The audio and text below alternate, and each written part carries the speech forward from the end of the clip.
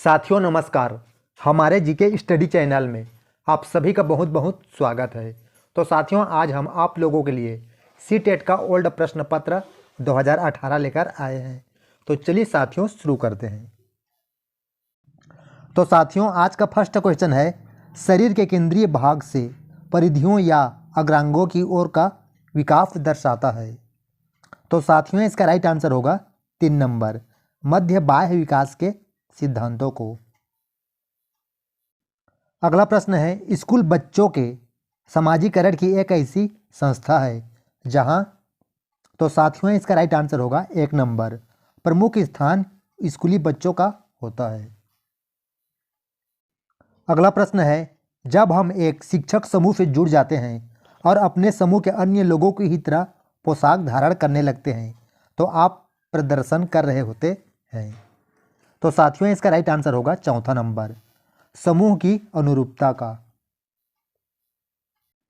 अगला प्रश्न है, किसी वस्तु के स्थायित्व की अवधारणा पियाजे के विकास के खालिस्तान चरण में प्राप्त हो जाती है। तो साथियों इसका राइट आंसर होगा संवेदी गामक। अगला प्रश्न है, व्यक्तिगत शिक्षा कार्यक्रम की योजना खालिस्तान के संदर्भ में बनाई जाती है। तो साथियों इसका राइट आंसर होगा 2 नंबर, बाल केंद्रित शिक्षा कार्यक्रम। अगला प्रश्न है, खालिस्तान महीनों की आयु के बीच अधिकांश बच्चे शब्दों को मिलाकर छोटे छोटे वाक्यों में बोलना शुरू कर देते हैं। तो साथियों इसका राइट आंसर होगा 18 से 24। अगला प्रश्न है, बुद्धिलब्धि या IQ की अवधारणा दी गई थी। तो साथियों इसका राइट आंसर होगा 3 नंबर, स्टर्न के द्वारा। अगला प्रश्न है, सृजनात्मक को खालिस्तान की अवधारणा से संबंधित माना जाता है। तो साथियों इसका राइट आंसर होगा विविध सोच, 4 नंबर। अगला प्रश्न है, किसी भाषा के स्वीकृति ध्वनि संयोजनों को उसके खालिस्तान नियमों के अंतर्गत बताया जाता है। तो साथियों इसका राइट आंसर होगा ध्वनि संबंधी। अगला प्रश्न है, जब सोचने की प्रक्रिया किसी भाषा द्वारा प्रभावित होती है तो ऐसी स्थिति को क्या कहते हैं। तो साथियों इसका राइट आंसर होगा भाषा निर्धारित स्थिति कहते हैं। अगला प्रश्न है, अपने अनुभवों और लक्षणों के आधार पर उपकरणों में खराबी के कारण की परिकल्पना का परीक्षण कर रवि उपकरणों की मरम्मत करता है, वह उपयोग करता है। तो साथियों इसका राइट आंसर होगा अनुमानी विधि का। अगला प्रश्न है, दिव्या अक्सर निर्देशित कार्यों को छोटे छोटे हिस्सों में विभाजन कर आसान बना लेती है, वह उपयोग करती है। तो साथियों इसका राइट आंसर होगा उपलक्ष्य विश्लेषण विधि का, 3 नंबर। अगला प्रश्न है, पुरुष और महिला की भूमिकाओं का निर्धारण समाज करता है, यह कथन बताता है कि। तो साथियों इसका राइट आंसर होगा 4 नंबर, लैंगिकता एक सामाजिक अवतरण है। अगला प्रश्न है, ग्रेडिंग, कोडिंग, अंकन और क्रेडिट संचय प्रणाली खालिस्तान के कुछ उदाहरण है। तो साथियों इसका राइट आंसर होगा 4 नंबर, अधिगमकर्ताओं की उपलब्धि के आकलन की गणन विधि। अगला प्रश्न है, अधिगमकर्ताओं की उपलब्धि का आकलन शिक्षकों की सहायता करता है। तो साथियों इसका राइट आंसर होगा शिक्षण अधिगम विधियों की प्रभावशीलता का मूल्यांकन करने में। अगला प्रश्न है, समावेशी शिक्षा खालिस्तान के सिद्धांत पर आधारित है। तो साथियों इसका राइट आंसर होगा समता और समान अवसर। अगला प्रश्न है, दिव्यांगजन अधिकार अधिनियम वर्ष खालिस्तान में लागू किया गया। तो इसका राइट आंसर होगा 2016 में। अगला प्रश्न है, व्यक्तिगत विविधताओं वाले बच्चों को पढ़ाने के लिए ऐसे विद्यालय होनी चाहिए जहां शिक्षक। तो साथियों इसका राइट आंसर होगा 2 नंबर, विविध अधिगम आवश्यकताओं के अनुसार विभिन्न शिक्षण अधिगम प्रविधियों का प्रयोग करने में प्रशिक्षित होना चाहिए। अगला प्रश्न है, निःशुल्क एवं अनिवार्य बाल शिक्षा अधिकार अधिनियम 2009 दिव्यांग बच्चों के निःशुल्क शिक्षा के अधिकारों को सुनिश्चित करता है। तो इसका राइट आंसर होगा 6 वर्ष से 18 वर्ष तक के लिए। अगला प्रश्न है विविध अधिगमकर्ताओं के लिए सुगम्य स्वरूपों में शिक्षण अधिगम सामग्रियां प्रदान करने का तात्पर्य खाली स्थान से है। तो सातवें इसका राइट आंसर होगा अधिगम की सार्वभौमिक संरचना। अगला प्रश्न है स्वजागरूकता एवं संज्ञानात्मक क्षमताओं का नियंत्रण जैसे योजना बनाना, समीक्षा करना और संशोधन करना इत्यादि में खाली स्थान में अंतर्निहित है। तो सातवें इसका राइट आंसर होगा संज्ञान बोध। अगला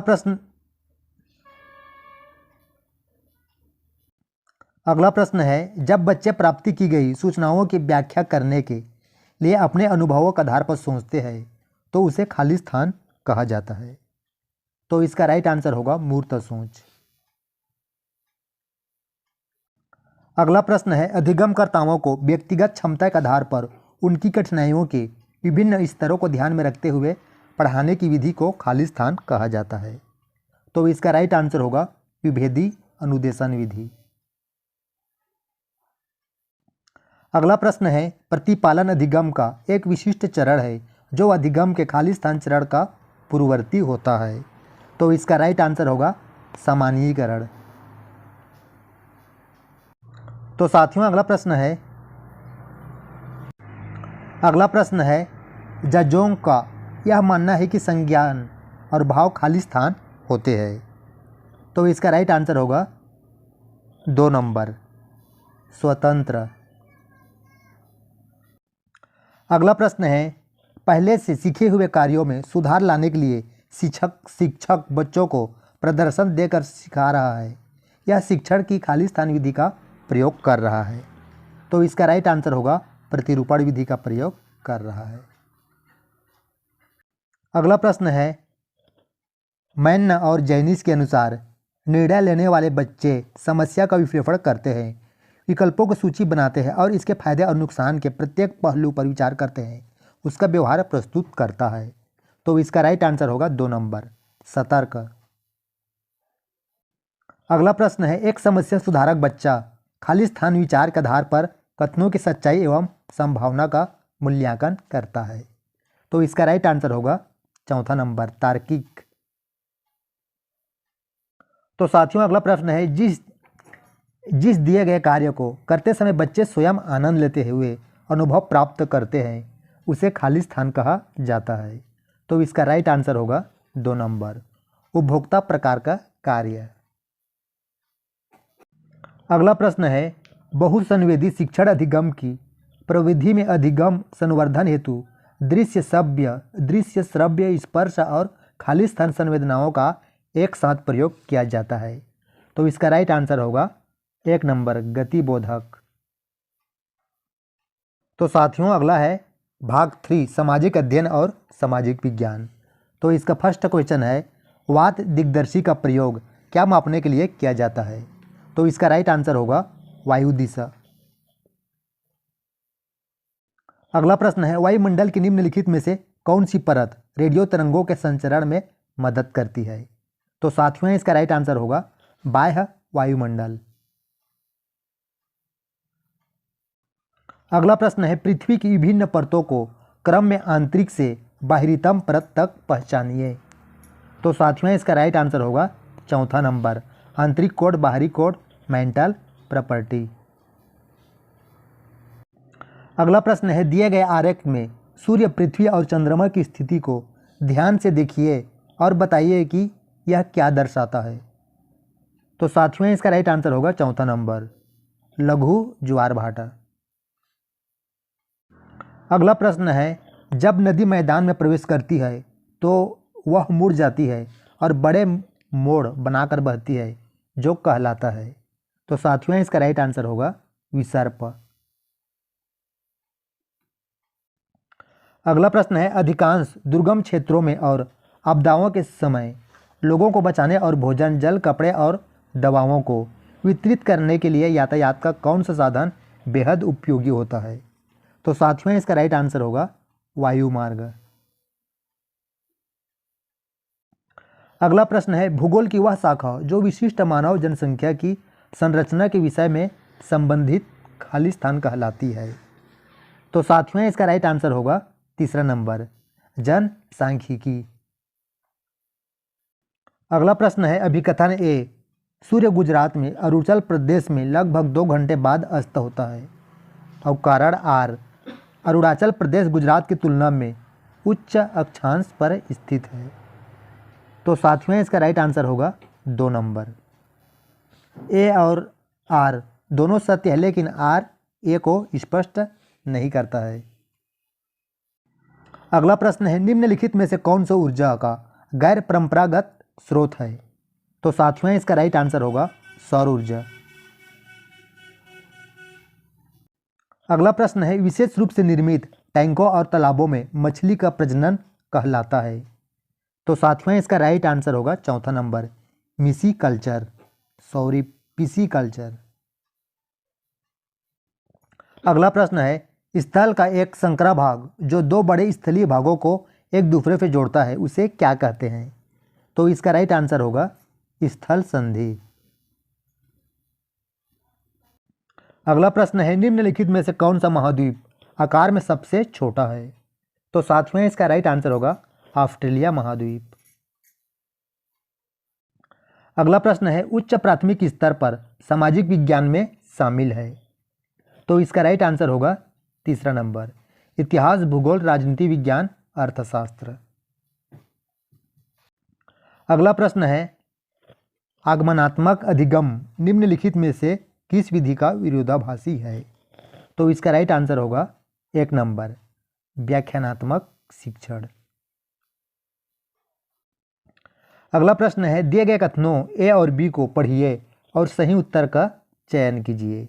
ए आलोचनात्मक सोच धारणाओं के निर्माण तथा विचारों के अनुप्रयोग और विस्तार को बढ़ावा देती है और बी है यह दूसरों के तर्कों और विश्वासों को समझने और मूल्यांकन करने में मदद नहीं करती है। तो इसका राइट आंसर होगा ए सत्य है और बी असत्य है। अगला प्रश्न है अनुभवजन्य साक्ष्य क्या है। तो इसका राइट आंसर होगा 1 नंबर इंद्रियों के माध्यम से वास्तविक दुनिया में एकत्रित आंकड़े। अगला प्रश्न है भौतिकी विशेषताओं के मॉडल प्रतिकृतियां शिक्षण के लिए सबसे अधिक उपयुक्त होता है। तो इसका राइट आंसर होगा भूगोल। अगला प्रश्न है स्थानीय समाचार पत्र से मौसम की जानकारी का संग्रह किस प्रकार का स्रोत है। प्राथमिक द्वितीयक तृतीयक। तो साथियों इसका राइट आंसर होगा द्वितीयक। अगला प्रश्न है सीखने की अक्षमता वाले शिक्षार्थी किस प्रकार की कक्षा में अन्य छात्रों के साथ सीखते हैं। तो इसका राइट आंसर होगा 3 नंबर समावेशी कक्षा में। अगला प्रश्न है निम्नलिखित सिद्धांत किसने दिए हैं। सभी बच्चे विकास के समान अनुक्रम से गुजरते हैं लेकिन विभिन्न दरों से, इसलिए शिक्षक को पूरी तरह से कक्षा के लिए नहीं बल्कि व्यक्तिगत बच्चों और छोटे समूहों के लिए गतिविधियों की योजना बनानी चाहिए। तो इसका राइट आंसर होगा जे प्याजे के अनुसार। अगला प्रश्न है कक्षा में सहकारी शिक्षा को बढ़ावा देने के लिए एक शिक्षक को चाहिए कि। तो इसका राइट आंसर होगा 1 नंबर छात्रों को बहस और चर्चाओं में लगाए। अगला प्रश्न है एक आत्मनिर्देशित आत्म अनुशासित सोच जो एक उचित तरीके से गुणवत्ता के उच्चतम स्तर पर चर्चा करने का प्रयास होती है उसे क्या कहते हैं। तो इसका राइट आंसर होगा आलोचनात्मक सोच। अगला प्रश्न है अजंता गुफा चित्रों में इस्तेमाल किए गए रंग निम्नलिखित में से किस सामग्री से प्राप्त किए गए हैं। तो साथियों इसका राइट आंसर होगा पौधों और खनिज। अगला प्रश्न है सबसे पुरानी पांडुलिपियां खाली स्थान पर लिखी गई थी। तो इसका राइट आंसर होगा ताड़पत्रों पर। अगला प्रश्न है मानव इतिहास में निम्नलिखित में से कौन सी अवधि खालिस्तान काल सबसे लंबी अवधि काल माना जाता है। तो इसका राइट आंसर होगा 1 नंबर पुराफड़ काल।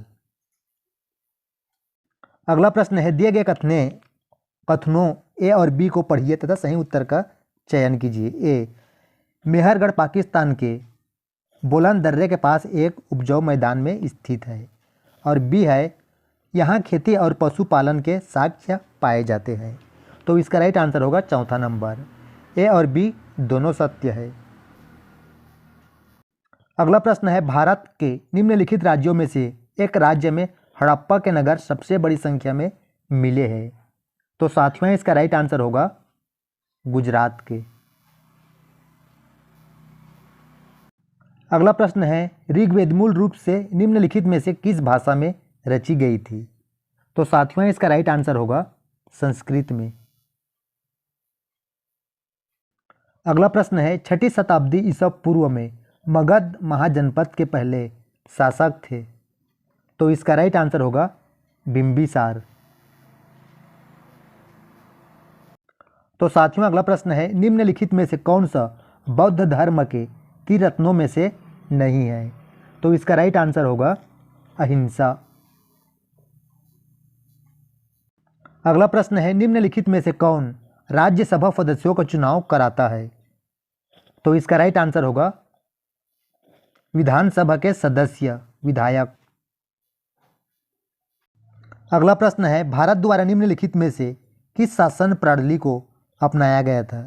तो इसका राइट आंसर होगा संसदीय और संघीय शासन प्रणाली को अपनाया गया था। अगला प्रश्न है अनुसूचित जातियों के लिए कितने संसदीय निर्वाचन क्षेत्र आरक्षित है। तो इसका राइट आंसर होगा 84। तो साथियों अगला प्रश्न है भारत में अस्पृश्यता प्रथा के कारण निम्नलिखित में से किस मौलिक अधिकार का उल्लंघन किया जाता है। तो इसका राइट आंसर होगा समानता का अधिकार। अगला प्रश्न है भारत के संविधान के अनुसार निम्नलिखित में से कौन सा मौलिक अधिकार नहीं है। तो इसका राइट आंसर होगा संपत्ति का अधिकार। अगला प्रश्न है अस्पृश्यता खालिस्तान के आधार पर भेदभाव को संदर्भित करती है। तो इसका राइट आंसर होगा जाति के आधार पर। तो साथियों अगला प्रश्न है मुख्यमंत्री को कौन नियुक्त करता है। राष्ट्रपति, प्रधानमंत्री, राज्यपाल, उच्च न्यायालय के मुख्य न्यायाधीश। तो इसका राइट आंसर होगा राज्यपाल। अगला प्रश्न है राज्यपाल को कौन नियुक्त करता है। तो साथियों इसका राइट आंसर होगा राष्ट्रपति। अगला प्रश्न है प्रधानमंत्री का चुनाव कौन करता है। तो साथियों इसका राइट आंसर होगा सांसद। अगला प्रश्न है निम्नलिखित में से किसको भारत का पहला नागरिक कहा जाता है। तो राइट आंसर होगा राष्ट्रपति को। अगला प्रश्न है निम्नलिखित में से किसको भारत में राज्य का पहला नागरिक कहा जाता है। तो इसका राइट आंसर होगा राज्यपाल। तो साथियों अगला प्रश्न है वर्तमान लोकसभा 2014 के बाद है। तो इसका राइट आंसर होगा 16वां। तो साथियों अगला प्रश्न है भारत का वर्तमान राष्ट्रपति कौन है। तो साथियों इसका राइट आंसर होगा द्रौपदी मुर्मू। अगला प्रश्न है भारत के संविधान में निम्नलिखित में से किसका उल्लेख नहीं किया गया है। तो इसका राइट आंसर होगा राजनीतिक दलों के नाम। अगला प्रश्न है राज्यसभा में सदस्यों को कौन नामांकित करता है। तो इसका राइट आंसर होगा राष्ट्रपति। अगला प्रश्न है निम्नलिखित में से कौन भारत की संविधान सभा का अध्यक्ष था। तो इसका राइट आंसर होगा डॉक्टर राजेंद्र प्रसाद।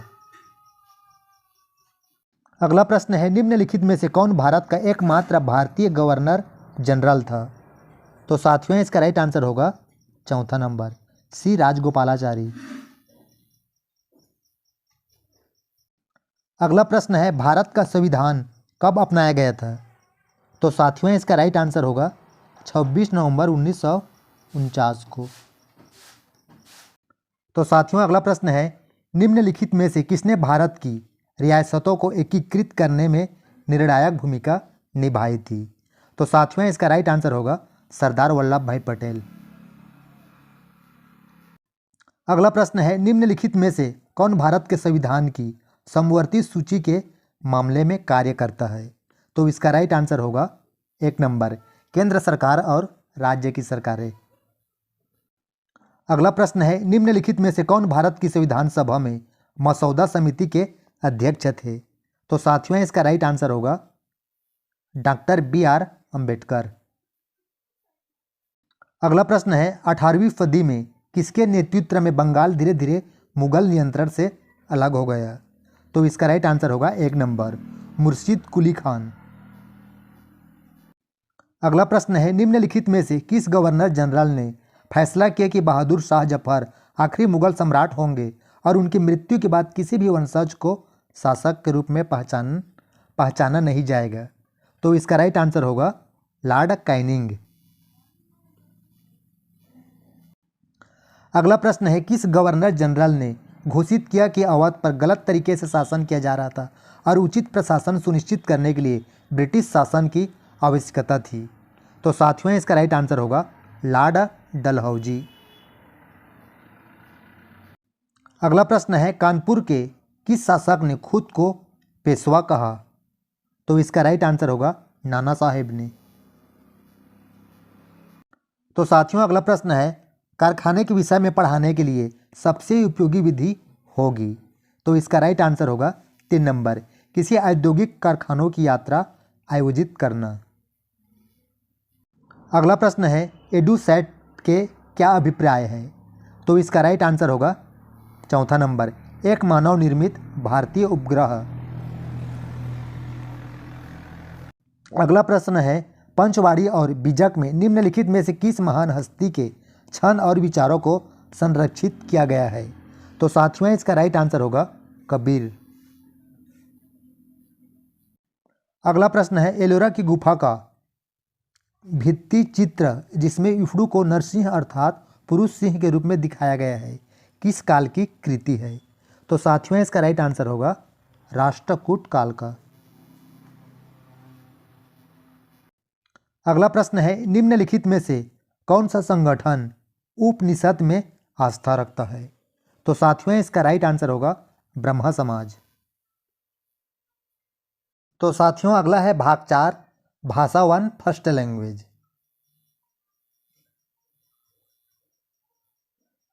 तो साथियों इसका फर्स्ट क्वेश्चन है, लोग किन विचारों से प्रेरित होकर आज़ादी के संघर्ष में शामिल हुए? स्वतंत्रता, समानता, निर्णय प्रक्रिया में हिस्सेदारी, उपर्युक्त सभी। तो इसका राइट आंसर होगा उपर्युक्त सभी। अगला प्रश्न है, आज़ादी के लिए संघर्ष किसने चलाया? तो साथियों इसका राइट आंसर होगा देश की जनता ने। अगला प्रश्न है, निम्नलिखित में से लोकतांत्रिक व्यवस्था का मूल्य कौन सा है? समानता, स्वतंत्रता, विचारों की अभिव्यक्ति, उपर्युक्त सभी। राइट आंसर होगा उपर्युक्त सभी। अगला प्रश्न है, आंदोलन का क्या असर पड़ा? तो इसका राइट आंसर होगा सरकार की खुलकर आलोचना होने लगी। अगला प्रश्न है, कांग्रेस की क्या मांग थी? तो साथियों इसका राइट आंसर होगा विधायिका से चुने हुए सदस्य हो। अगला प्रश्न है, सबसे सटीक सार्थक वाक्य चुनिए। तो इसका राइट आंसर होगा संघर्ष मनुष्य को निखारता है। अगला प्रश्न है, खुलेआम शब्द का सबसे सार्थक प्रयोग है। तो इसका राइट आंसर होगा खुलेआम बुराइयां हो रही थी। अगला प्रश्न है, दबाव शब्द का प्रयोग कहाँ पर होगा? तो इसका राइट आंसर होगा 2 नंबर हवा का दबाव कम हो गया। तो साथियों अगला प्रश्न है, संगीतकार के माध्यम से कवि किस प्रकार के व्यक्तियों की ओर संकेत करना चाह रहा था? तो इसका राइट आंसर होगा 1 नंबर सहयोगी। अगला प्रश्न है, चट्टान जैसा भारी स्वर से असहाय है। तो इसका राइट आंसर होगा गंभीर आवाज। अगला प्रश्न है, गायक जब संतरे की जटिल तानों के जंगल से खो चुका होता है के मायने हैं अंतरे को गाते हुए वह खालिस्तान हो गया। तो इसका राइट आंसर होगा 2 नंबर लीन हो जाता है। अगला प्रश्न है, अनहद शब्द में खालिस्तान है। तो इसका राइट आंसर होगा अन उपसर्ग है। तो साथियों अगला प्रश्न है राग जैसे कुछ गिरता हुआ का अर्थ है। तो साथियों इसका राइट आंसर होगा बुझता हुआ स्वर। अगला प्रश्न है संगतकार का अर्थ है। तो साथियों इसका राइट आंसर होगा गायक को बिखरने से बचाने वाला। अगला प्रश्न है ढांसा बांधना का अर्थ है। तो इसका राइट आंसर होगा तसल्ली देना। तो साथियों अगला प्रश्न है पढ़ना सीखने के लिए आवश्यक है कि। तो इसका राइट आंसर होगा 3 नंबर लक्ष्य भाषा के अर्थपूर्ण और रोचक सामग्री सुनने पढ़ने को मिले। अगला प्रश्न है भाषा केवल अभिव्यक्ति का माध्यम ही नहीं बल्कि स्वयं से खाली स्थान का माध्यम है। तो इसका राइट आंसर होगा बातचीत का भी माध्यम है। तो साथियों अगला प्रश्न है लड़के होकर रोते हो यह कथन है। तो इसका राइट आंसर होगा 3 नंबर भाषा को जेंडर की दृष्टि से पढ़ने को बाध्य करता है। अगला प्रश्न है कहानी के संदर्भ में कौन सा कथन उपयुक्त लगता है। तो साथियों इसका राइट आंसर होगा 4था नंबर कहानी में कथानक का होना आवश्यक है। अगला प्रश्न है एक भाषा का अध्यापक को बच्चों में क्या दिखना चाहिए। तो इसका राइट आंसर होगा 3 नंबर विविध संदर्भों में भाषा प्रयोगों की क्षमता विकसित करने पर बल देना चाहिए। तो साथियों अगला प्रश्न है कोई भाषा किसी भी लिपि में लिखी जा सकती है इस कथन का आपकी राय है कि। तो इसका राइट आंसर होगा 2 नंबर यह बहुत हद तक संभव है। अगला प्रश्न है भाषा सभी विषयों के खाली स्थान में है। तो इसका राइट आंसर होगा केंद्र में है। अगला प्रश्न है कविता का एक निश्चित अर्थ होता है कि जिसे सभी विद्यार्थियों को पढ़ना चाहिए इस कथन के बारे में आप मानते हैं कि। तो इसका राइट आंसर होगा 2 नंबर सभी विद्यार्थी अपने अनुभव और परिवेश में ही कविता समझते हैं। तो साथियों अगला प्रश्न है आप मानते हैं कि अलग अलग तरह की सामग्री पढ़ने के अवसर मिलने से क्या होगा। तो इसका राइट आंसर होगा 1 नंबर भाषा को विविध संदर्भों में प्रयोग करने की समझ बनती है। तो साथियों अगला प्रश्न है हिंदी में विज्ञान संबंधी पाठों को पढ़ाने का उद्देश्य है कि बच्चे विज्ञान की भाषा को समझना। अगला प्रश्न है लेखन क्षमता के आकलन के लिए क्या होना चाहिए। तो इसका राइट आंसर होगा 3 नंबर अर्थपूर्ण वाक्यों और संदर्भों को देखना होगा। तो साथियों अगला प्रश्न है हिंदी के पाठों में अन्य भाषाओं के शब्दों में होने का अर्थ है। तो इसका राइट आंसर होगा 2 नंबर पाठ समाज के बहुभाषी स्वरूप की सहज प्रस्तुति है। अगला प्रश्न है आपकी दृष्टि में अभ्यास क्या होना चाहिए। तो इसका राइट आंसर होगा 1 नंबर पाठ को समझने में मदद करता है। तो साथियों अगला प्रश्न है उच्च प्राथमिक स्तर की पाठ्य सामग्री में अनुवाद सामग्री रखने का उद्देश्य क्या है। तो इसका राइट आंसर होगा 3 नंबर अन्य भाषाओं के साहित्य को हिंदी में पढ़ने के अवसर देना। अगला प्रश्न है यदि आपकी कक्षा में दृष्टि बाधित बच्चे हैं तो आप क्या करेंगे। तो इसका राइट आंसर होगा 2 नंबर उन्हें पढ़ने के उपयुक्त साधन देंगे। तो साथियों अगला है भाषा 2 सेकंड लैंग्वेज। तो इसका फर्स्ट क्वेश्चन है युवा कवियों की नई पौध से क्या तात्पर्य है। तो इसका राइट आंसर होगा 3 नंबर वे युवा कवि जिन्होंने लेखन शुरू किया है। अगला प्रश्न है पंजाब के युवा कवियों के लेखन का विषय है। तो इसका राइट आंसर होगा 3 नंबर भ्रष्टाचार। अगला प्रश्न है कविताओं का स्वरूप देसी नहीं है वाक्य से अभिप्राय है। तो इसका राइट आंसर होगा 3 नंबर कविताओं की अभिव्यक्ति पश्चिम से प्रभावित होती है। तो अगला प्रश्न है अनुच्छेद के आधार पर बताइए कि किनका शोषण हो रहा है। तो इसका राइट आंसर होगा किसानों और मजदूरों का। तो साथियों अगला प्रश्न है अनुच्छेद के आधार पर बताइए कि पंजाब प्रांत के आदमी सामान्यतः क्या पहनते हैं। तो इसका राइट आंसर होगा कुर्ता और लुंगी। तो साथियों अगला प्रश्न है कागज पर सीमित हो जाने से तात्पर्य है। तो इसका राइट आंसर होगा जमीनी स्तर पर बदलाव न आना। अगला प्रश्न है इस पर पश्चिम का प्रभाव है वाक्य है, तो इसका राइट आंसर होगा विधानवाचक वाक्य। अगला प्रश्न है ग्रामीण, सामाजिक, युवा आदि शब्द है, तो इसका राइट आंसर होगा विशेषण। तो अगला प्रश्न है अनुच्छेद के आधार पर कहा जा सकता है कि, तो इसका राइट आंसर होगा 2 नंबर, शिक्षा देना संभव नहीं है। अगला प्रश्न है शिक्षक का काम है फर्स्ट विद्यार्थियों को स्वयं से परिचित कराना। अगला प्रश्न है स्व का प्रकाट या खाली स्थान में होता है, तो इसका राइट आंसर होगा कर्म में होता है। अगला प्रश्न है अनुच्छेद से खाद पानी देने निराई करने का उदाहरण बताता है कि शिक्षक का कार्य बच्चों को खाली स्थान है, तो इसका राइट आंसर होगा उचित माहौल देना है। तो अगला प्रश्न है स्व खाली स्थान है, तो इसका राइट आंसर होगा अदृश्य होता है।